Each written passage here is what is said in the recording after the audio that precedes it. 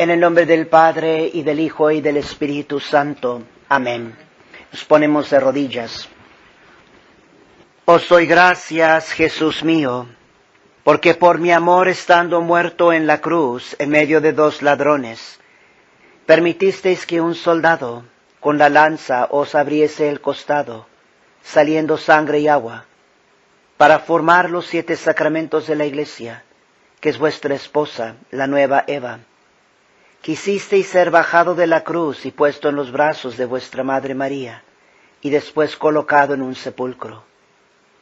Os doy gracias, Jesús mío, porque por mi amor resucitasteis al tercer día, os aparecisteis a vuestra Santísima Madre, a las Marías y a los discípulos diferentes veces, y os dignasteis enseñarles lo que habían de practicar y enseñar por todo el mundo.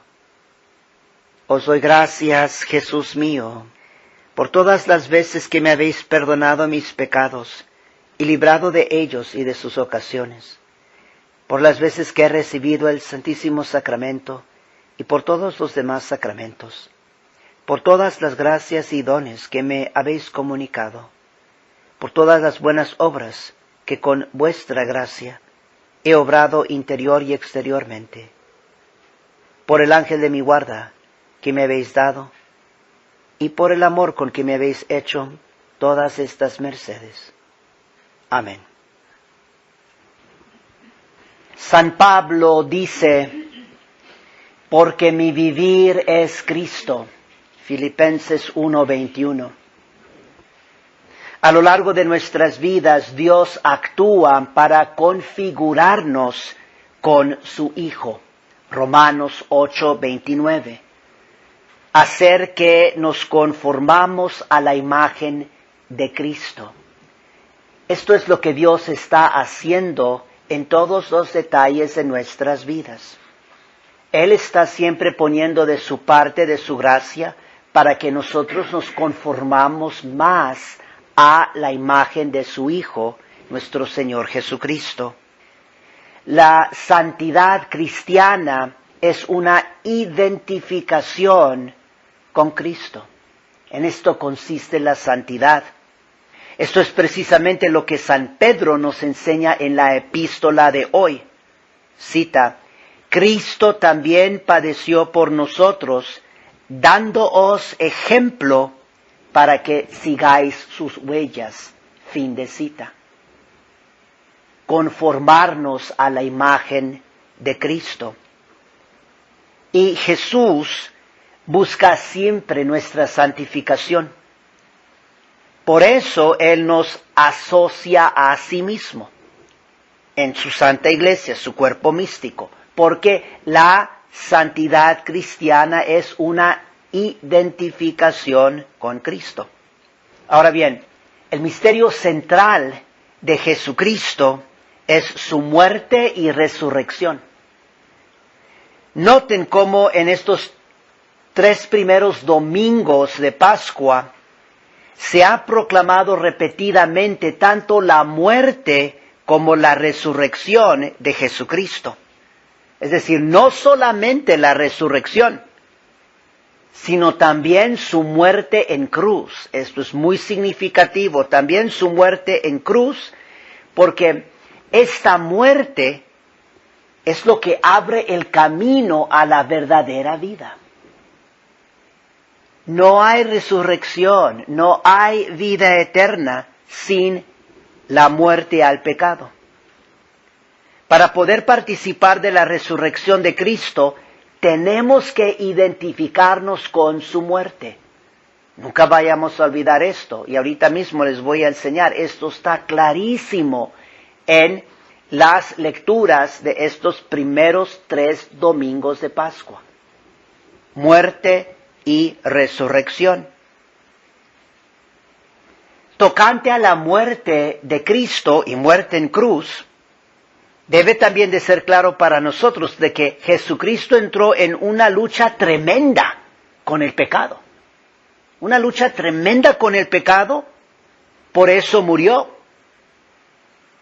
Y entonces, si ahora lo que nosotros tenemos que hacer es tenemos que unirnos a su muerte, es decir, identificarnos con Él e identificarnos con su muerte. Nosotros también tenemos que estar luchando fuertemente contra el pecado, siempre. Ahora veamos los primeros 3 domingos de Pascua. Les voy a dar un ejemplo tanto de la epístola como del Evangelio. Y lo que van a ver es gran proclamación de la resurrección de Jesús. Al mismo tiempo se está proclamando claramente su muerte en cruz. Del domingo de Pascua, hace 2 semanas, esto es lo que escuchamos en la epístola de 1 Corintios capítulo 5, cita, pues ha sido inmolado Cristo, nuestro Cordero Pascual, fin de cita. Y en el Santo Evangelio que se toma de Marcos capítulo 16, las mujeres encuentran la piedra de la entrada del sepulcro removida y un joven vestido de blanco, es decir, un ángel, y el ángel les dice, cita, no temáis, buscáis a Jesús Nazareno, que fue crucificado, pues bien resucitó, fin de cita. Ahí el Evangelio del domingo de Pascua. El ángel que viene del cielo describe a Jesús Nazareno, 2 cosas. Fue crucificado, resucitó.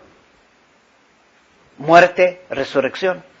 El domingo pasado, el que llamamos domingo in albis, el domingo en blanco, le decimos domingo en blanco porque los neofitas, los recién bautizados en Pascua, llevaban sus vestiduras blancas por la octava de Pascua, por 8 días.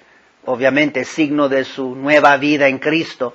Y luego ya se quitaban sus vestiduras blancas ya el domingo siguiente, y por eso el nombre, el domingo de Alba. Bueno, domingo pasado, de la epístola, primera carta de San Juan, capítulo 5, cita, este es Jesucristo que vino en el agua y en la sangre.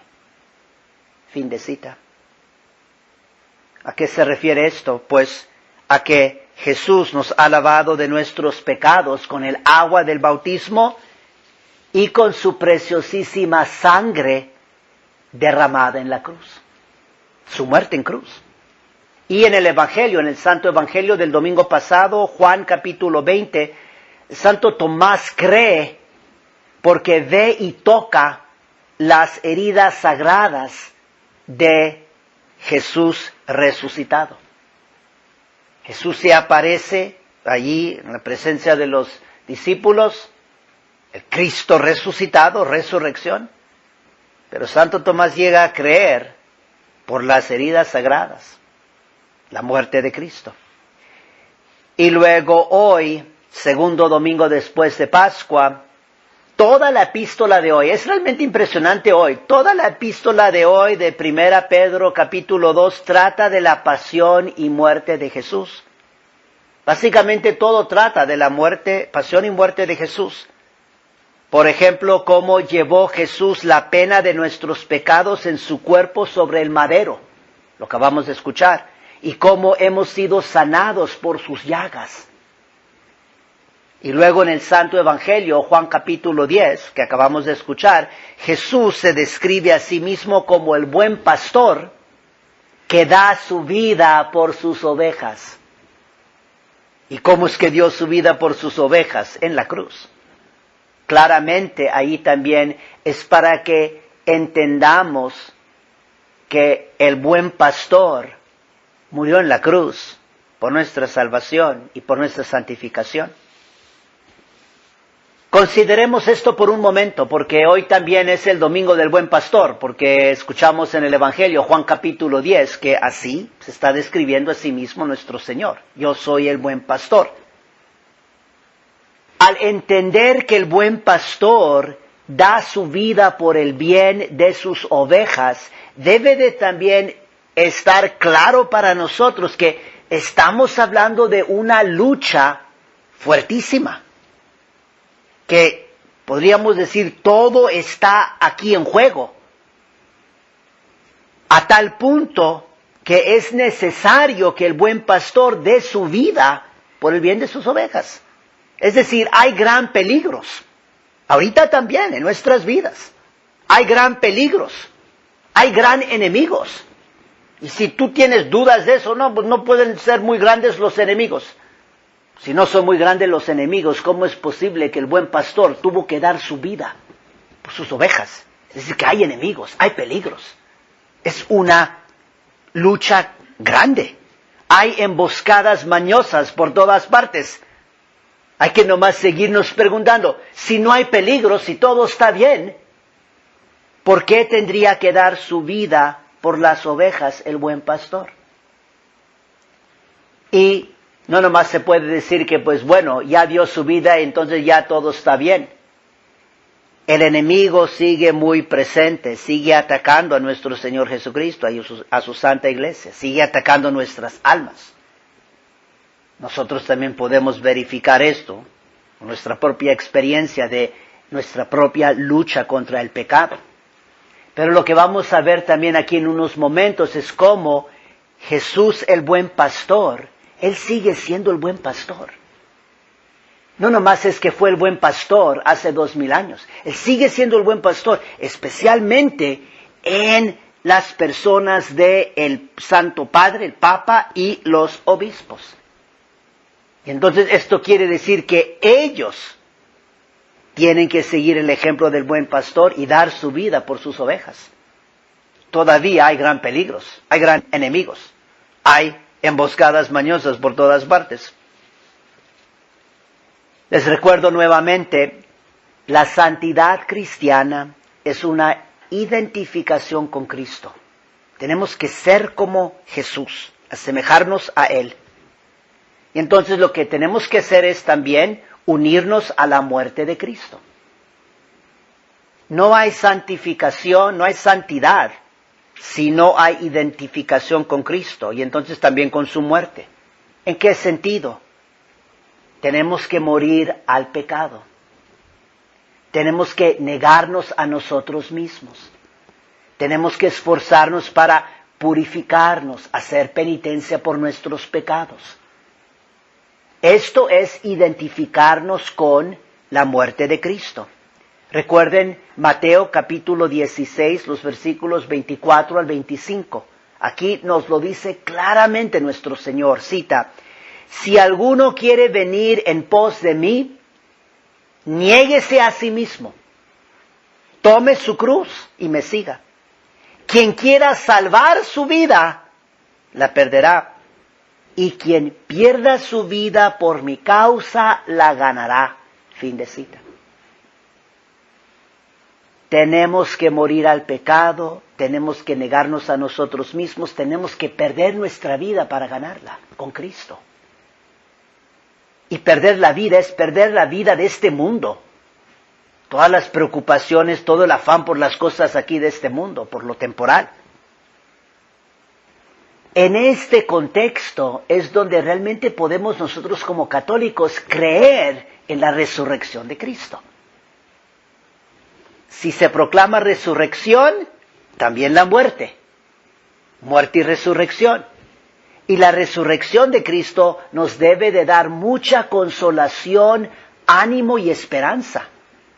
Para saber que no es en vano cuando nosotros estemos muriendo al pecado y negándonos a nosotros mismos. Que no es algo en vano. Aunque el resto del mundo no lo haga. Es entonces donde hay que mirar a la resurrección. Y saber, si morimos con Cristo, resucitaremos, reinaremos con Él. Ahora, esta identificación con Cristo, he estado hablando como la santidad cristiana es una identificación con Cristo. Esta identificación con Cristo se aplica aún más que a cada uno de nosotros, al Papa y a los obispos. Para ser fieles, ellos, el Papa, los obispos, cada uno tiene que ser un buen pastor que da su vida por las ovejas. Eso es esencial a la iglesia que nuestro Señor Jesucristo fundó. Siempre tiene que haber el buen pastor.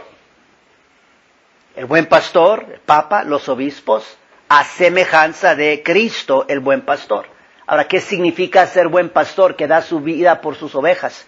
Pues el magisterio de la Iglesia nos ha enseñado cuál es el papel del sumo pontífice, refiriéndose, es muy interesante porque refiriéndose a Jesús, el buen pastor. Por eso también menciono esto en este domingo, Domingo del Buen Pastor.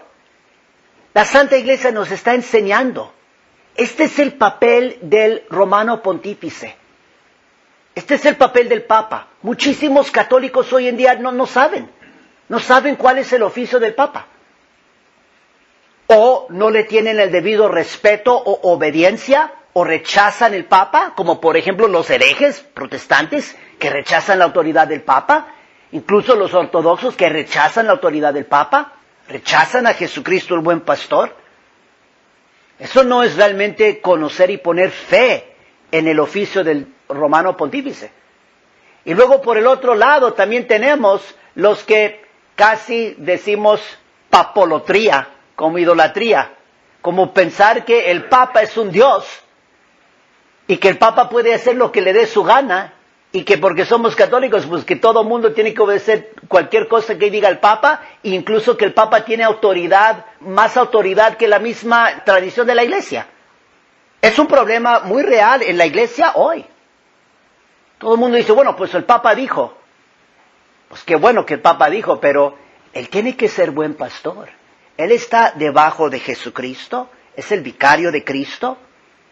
Él tiene que someterse a lo que la Iglesia siempre ha enseñado. Vamos a ver nomás dos ejemplos ahorita. Les voy a dar dos ejemplos de cómo el magisterio de la Iglesia nos está enseñando acerca del papel, el oficio del romano pontífice, usando la clave de buen pastor. Y los dos ejemplos, una nos viene de Papa León XII y luego Papa Pío IX. De Papa León XII, escuchen con atención, esto viene de la Constitución Apostólica escrita por él, que se llama Quo Graviora, del 13 de marzo 1826. 1826, Papa León XII, y él enseña lo siguiente, esta es la cita. Cuantos más graves son los males que aquejan a la grey de Jesucristo nuestro Dios y Salvador, tanto más deben cuidar de librarla de ellos los pontífices romanos, a quienes en la persona de Pedro, príncipe de los apóstoles, se confió la solicitud y el poder de apacentarla. Corresponde pues a los pontífices, como a los que están puestos por primeros centinelas para seguridad de la Iglesia, observar desde más lejos los lazos con que los enemigos del nombre cristiano procuran exterminar la Iglesia de Jesucristo, a lo que nunca llegarán, e indicar estos lazos a fin de que los fieles se guarden de ellos y pueda la autoridad neutralizarlos y aniquilarlos. Y por eso, conociendo nuestros predecesores que tenían este deber, fueron siempre vigilantes como el buen pastor. Y con sus exhortaciones, doctrinas, decretos y a riesgo de la propia vida, no cesaron de ocuparse en la represión y extinción total de las sectas que amenazan a la Iglesia con una entera ruina. Fin de cita. Impresionante lo que enseña aquí Papa León XII. Básicamente podemos resumir todo eso, donde él claramente está diciendo, hay grandes peligros. Hay muchos enemigos de la Iglesia que quieren aniquilar, quieren destruir la Iglesia, quieren exterminar la Iglesia de Jesucristo. ¿Y cuál es el papel de los pontífices? De proteger, de usar esa autoridad para neutralizar, para aniquilar a los enemigos, para advertir, él lo dice, como un centinela. Él dice, el sumo pontífice es como el primer centinela. La imagen es como la torre más alta de la Iglesia Católica. Ahí está el sumo pontífice. Es la imagen que usa Papa León XIII. Entonces, él puede mirar más lejos porque está más arriba y puede mirar mejor cómo vienen atacando los enemigos. Y luego usar su autoridad para defender la Santa Iglesia, para guardar la fe, para proteger a las ovejas. Es muy triste, pero es la verdad, que los papas, después del Concilio Vaticano II, se han olvidado de esto. Se han olvidado de esto. Han estado mucho más preocupados por agradar al mundo y de decir, bueno, ¿cómo debemos de estar tratando de adaptar las enseñanzas de la Iglesia a la corriente presente ahorita en el mundo? Y esto va completamente en contra de lo que la Iglesia ha enseñado siempre. El sumo pontífice es el primero que debe de estar vigilando y usando su autoridad para preservar y transmitir con fidelidad las verdades que nos vienen de nuestro Señor Jesucristo y de los apóstoles. Ese es el buen pastor. No olviden que en esta descripción que da Papa León XII de cómo los papas, y él dice, nuestros predecesores, tenían este deber, lo reconocían y por eso fueron siempre vigilantes, como el buen pastor. Ese es el buen pastor, el que está cuidando de sus ovejas. Sabe que hay lobos. Y luego el segundo ejemplo es Papa Pío IX. Aquí presten también mucha atención porque esta probablemente es la mejor enseñanza que tenemos sobre el oficio del Romano Pontífice. Es por Papa Pío IX y también el Concilio Vaticano I. Es la constitución dogmática del Concilio Vaticano I. Se llama este documento Pastor Eternus, el eterno pastor. Y es el documento del Vaticano I que trata sobre la Iglesia de Cristo y sobre la doctrina del oficio del Romano Pontífice. 18 de julio 1870. Y nomás para que sepan este detallito, el nombre de este documento, Pastor Eternus, viene de la epístola de hoy. La epístola de hoy, el último versículo de la epístola de hoy es Primera de Pedro, capítulo 2, versículo 25, y es así, esta fue la conclusión de la epístola de hoy. Andabais como ovejas descarriadas, mas ahora os habéis convertido al pastor y custodio de vuestras almas. El pastor eterno que custodia vuestras almas. Vigilar, custodiar, proteger. Y así comienza este documento del Vaticano II enseñándonos en qué consiste el oficio del Romano Pontífice. Y estas son unas de las citas.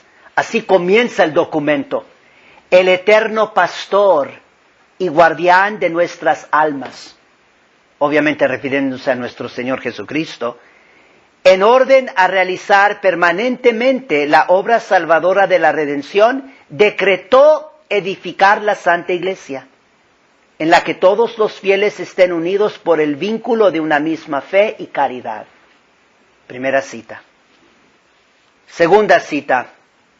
Así entonces, como mandó a los apóstoles que había elegido del mundo, tal como él mismo había sido enviado por el Padre, de la misma manera quiso que en su iglesia hubieran pastores y maestros hasta la consumación de los siglos. Fin de cita. Ahí Vaticano I nos está diciendo claramente, es por voluntad divina.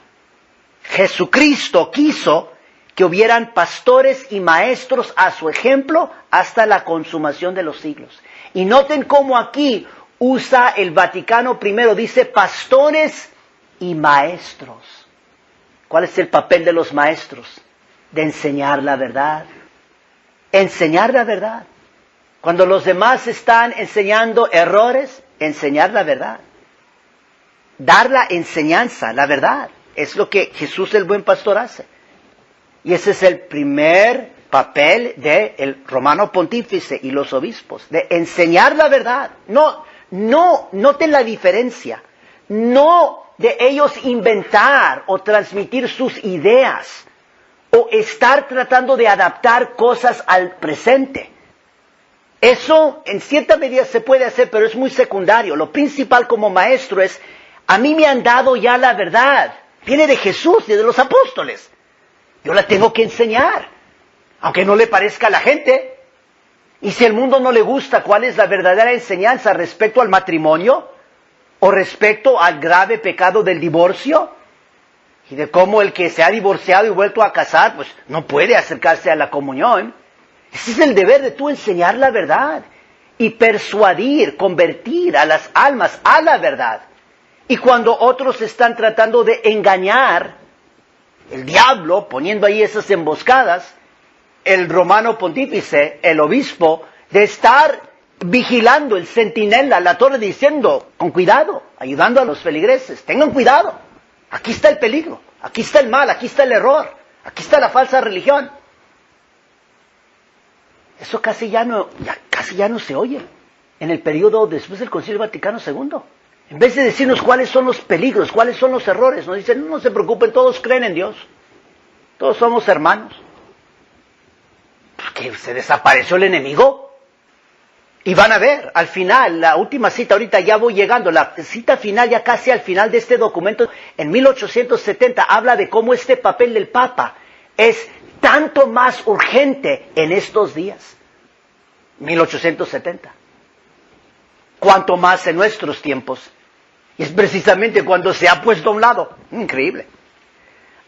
Ya terminando aquí con las citas, la otra cita nos dice, Vaticano I, cita, así los padres del Cuarto Concilio de Constantinopla, siguiendo los pasos de sus predecesores, hicieron pública esta solemne profesión de fe. La primera salvación es mantener la regla de la recta fe. Fin de cita. Eso es importantísimo. La primera salvación es mantener la regla de la recta fe. Lo más importante para la salvación de las almas es mantener la regla de la recta fe, enseñando bien la fe católica. Y por eso tenemos al buen pastor, porque el buen pastor está alimentando a sus ovejas con la regla de la recta fe. Y siempre habrá ataques contra la recta fe. Siempre se va a tratar de cambiar, de introducir errores, porque esta es la primera ley de la salvación. Nos lo enseña Vaticano I. Mantener la regla de la recta fe. Lo más importante en tu vida es ser fiel a la verdad. Y por eso Jesús fundó su iglesia para transmitir la verdad, y por eso puso pastores semejantes a su propio corazón de buen pastor. Sigue Vaticano I. El oficio del romano pontífice, sucesor de Pedro y vicario de Cristo, es de cuidar, regir y gobernar a la Iglesia universal. Para cumplir este oficio pastoral, nuestros predecesores trataron incansablemente que la doctrina salvadora de Cristo se propagase en todos los pueblos de la tierra, y con igual cuidado vigilaron de que se conservase pura e incontaminada donde quiera que haya sido recibida. Fin de cita. Ahí está el resumen del buen pastor. Lo que el buen pastor tiene que hacer es incansablemente propagar la doctrina salvadora de Cristo, para que llegue a todos los pueblos. Y al mismo tiempo, con igual cuidado, tiene que vigilar para que se conserve pura e incontaminada donde quiera que haya sido recibida. Eso debe de ser la primera preocupación del Papa. Entonces, si tú notas que eso no es la primera preocupación, hay que tener un poco de cuidado a ver qué está pasando aquí.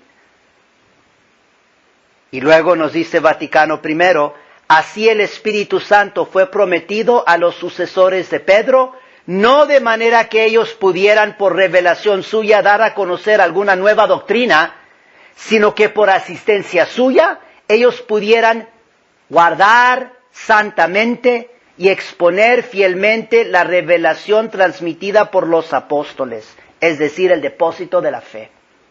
Vaticano I, Constitución dogmática, aclarándonos que el Espíritu Santo se da al Papa. Esto es enseñanza de la Iglesia Católica, no para dar a conocer nuevas doctrinas o adaptando cosas, sino por asistencia del Espíritu Santo, poder guardar santamente y exponer fielmente lo que han recibido. Y recuerden esto, porque hay muchos católicos que también dicen, no, pues el Espíritu Santo. Hubo Concilio Vaticano II, el Papa dijo, pues tiene que ser el Espíritu Santo ayudando. Eso no es lo que enseña la Iglesia Católica. La Iglesia Católica nunca ha enseñado que siempre que diga algo un concilio, el Papa, que está ahí el Espíritu Santo. Claramente está enseñando la Iglesia que el Espíritu Santo lo que Él hace es, Él da la ayuda para guardar santamente y exponer fielmente la revelación ya transmitida por los apóstoles, la verdad. Si el ser humano, y el Papa también es ser humano, los obispos también son seres humanos, si como seres humanos ellos traen su propia agenda, no hay ninguna garantía que ahí haya asistencia del Espíritu Santo. Es más, es muy probable que no, porque aquí ya claramente nos está enseñando la Iglesia que la ayuda del Espíritu Santo es para guardar santamente, para vigilar, para proteger lo que nos viene de Cristo. Lo que la Iglesia siempre ha enseñado. Y lo último, Vaticano I, este carisma de una verdadera y nunca deficiente fe fue por lo tanto divinamente conferida a Pedro y sus sucesores en esta cátedra, de manera que puedan desplegar su elevado oficio para la salvación de todos, y de manera que todo el rebaño de Cristo pueda ser alejado por ellos del venenoso alimento del error, y pueda ser alimentado con el sustento de la doctrina celestial. Hermoso. El Papa está allí para ser buen pastor, y el buen pastor es para alimentar a las ovejas con el sustento de la doctrina celestial. La doctrina que viene del cielo. Y es tan triste porque también hoy en día se habla de la doctrina como que si es algo que está en contra de las ovejas. Es lo que se está leyendo ahorita, de muchos prelados, como dándole una interpretación negativa a la doctrina. ¿Cómo es posible eso? La doctrina es lo más grande que tenemos como católicos. Acabamos de escuchar del Vaticano II enseñándonos que lo más importante para la salvación de nuestras almas es mantener la regla de la recta fe. Pues eso es lo que es la doctrina. Y el buen pastor está alimentando con el sustento de la doctrina celestial a sus ovejas. Y dice el documento Pastor Eternus, la eficacia salvadora del oficio apostólico es especialmente más necesaria en esta época. Todo lo que está describiendo el Vaticano I respecto a la importancia de este papel del romano pontífice, dice que es especialmente más necesaria en esta época. ¿Cuánto más se aplica esto a nuestra época? Y por eso también terminamos con este punto final. No olvidemos el mensaje de la Virgen Santísima en Fátima. Por eso ella nos dice que urge que recemos por el Santo Padre. Ella nos estaba advirtiendo, gran crisis en la Iglesia, gran crisis de fe, gran crisis en el papado. Ya no se va a estar ejerciendo bien ese oficio como se debe de ejercer y como se tiene que ejercer para el bien y la salvación de las almas, para poder estar alimentando a las ovejitas con la doctrina celestial. En el nombre del Padre, y del Hijo, y del Espíritu Santo. Amén.